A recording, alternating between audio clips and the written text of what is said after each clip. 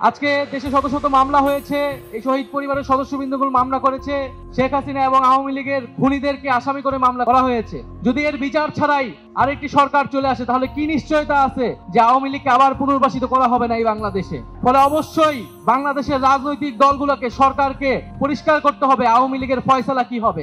আমরা মনে করি 5ই আগস্ট বাংলাদেশের জনগণ আওয়ামী লীগের বিরুদ্ধে রায় দিয়ে দিয়েছে।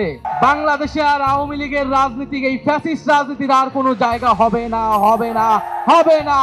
যে আপনারা বিচার ও সংস্কার পিছানোর রাজনীতি করবেন না, বিচার ও সংস্কারের প্রতি ঐক্যমত পোষণ করুন। নির্বাচন আমরা আপনাদেরকে করে দিতে সহায়তা করব। ফলে সরকারকে বলবো, দ্রুত বিচার ও সংস্কারের রোডম্যাপ ঘোষণা করতে হবে। কত দিনের মধ্যে কোন প্রক্রিয়ায় আমরা দৃশ্যমান বিচার কার্যক্রম দেখতে পারবো এবং দৃশ্যমান সংস্কার আমরা বাস্তবায়ন করতে পারবো, সেটা সুস্পষ্ট রোডম্যাপ অবিলম্বে ঘোষণা করতে হবে।